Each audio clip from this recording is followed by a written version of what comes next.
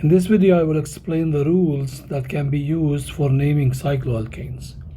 In cycloalkanes, the parent chain will be the cycle, and it is named by adding the prefix cyclo to the name of the alkane chain based on the number of carbons. So if we have 3 carbons, that's cyclopropane, 4 carbons, cyclobutane, and so on. The branches, which are the carbon atoms that are outside the cycle, will be named as alkyl groups, and as in the case of alkanes, they will be arranged in alphabetical order and they should be given the smallest possible numbers. If we just have one branch, then this branch will be definitely given position number 1. And in this case, for example, if I have to name this compound, the cycle is a 6-membered ring cycle, so this is cyclohexane. And then we have an ethyl group, so this is ethyl cyclohexane. You can just leave it as it is, or just add one ethyl cyclohexane, so both are correct. This is another example. Again, the main chain is the cyclohexane, and we have an S-butyl group, so this is S-butyl or sec-butyl, and again it's one S-butyl or just S-butyl cyclohexane. So whenever we have only one branch at the cycle, then we can add number 1 before the name, or just name it without adding the position number 1. If multiple branches exist, then those branches must be given the smallest possible numbers. For example, in this case here, if I start counting from this side, this will be 1, 2, and then the branches will be at 3. So we have the branches will get the numbers 1, 3, 3. The other option is to start counting from this carbon here. So this will be 1, 1, and then 3 here. 1, 1, 3 is smaller than 1, 3, 3, or a better set of numbers. So this is the acceptable one. So the name of this compound is cyclopentane. The branches are ethyl, which goes first according to alphabetical order, and dimethyl. And now we have to put the numbers. Ethyl takes number 3 and 1, 1 for dimethyl cyclopentane. Let's take another example. Let's say you were given this compound.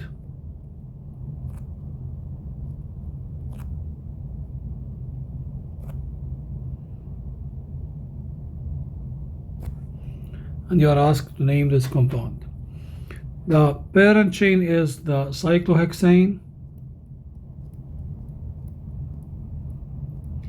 and the branches are ethyl and dimethyl again.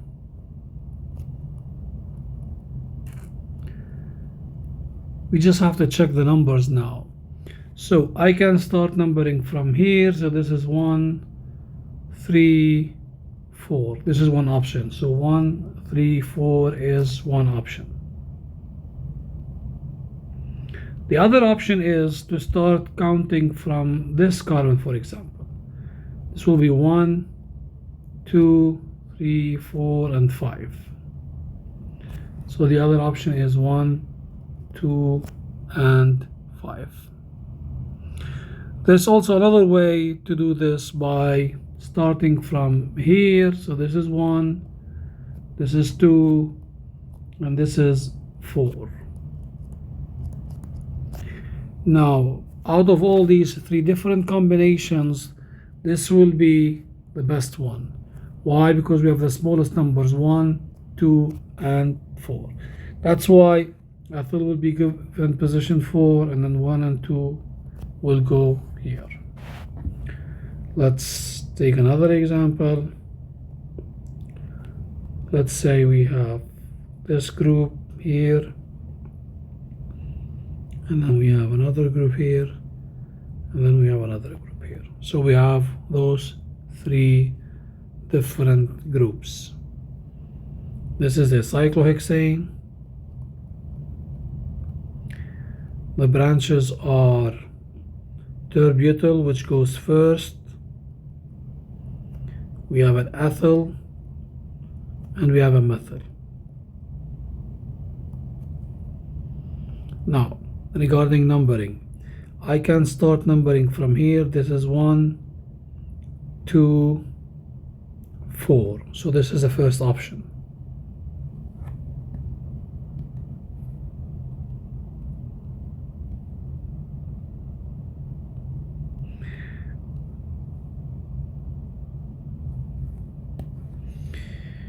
The other option will be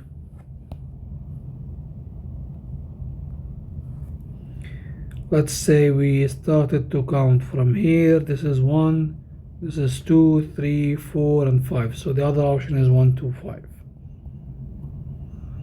And our last option will be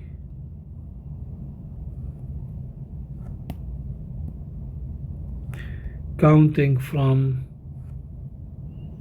1, 3, 4. Out of these three different combinations, the correct one will be this one because it has the smallest set of numbers.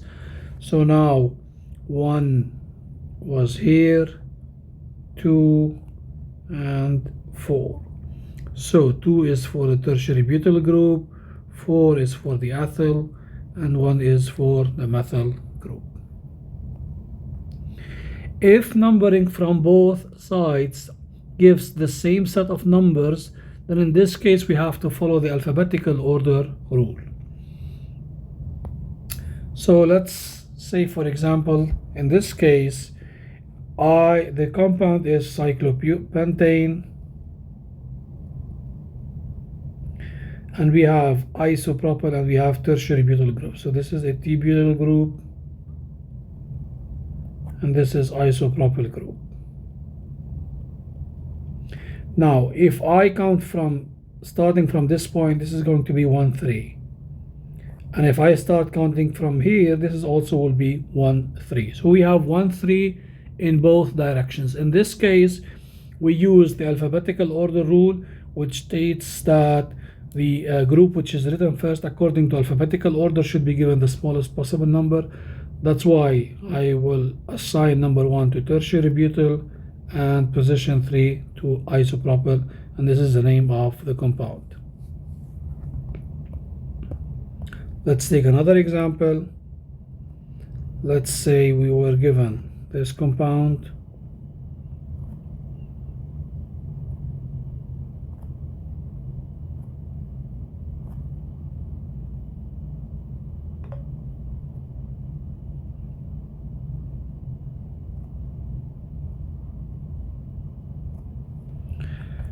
This is a cyclohexane. The branches are, this is an isobutyl group,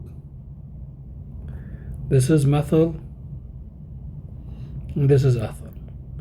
According to alphabetical order, I, M, and E, so E goes first, ethyl, and then I, isobutyl, and then methyl. Now let's look at the numbers. If I start counting from this point, 1, 3, 5. If I start counting from this point, 1, 3, 5. So no matter from where we start, we are going to end up with the same set of numbers, which are 1, 3, and 5. In this case, we have to start numbering from the group which is written first according to alphabetical order. So 1 goes for ethyl, 3 goes for isobutyl, and then 5 goes for methyl. Remember, this rule is only used if rule number 3 didn't give you the right answer. So if you tried to get the smallest possible numbers and you ended up with the same set of numbers, in this case you use rule 4, which is the alphabetical order rule.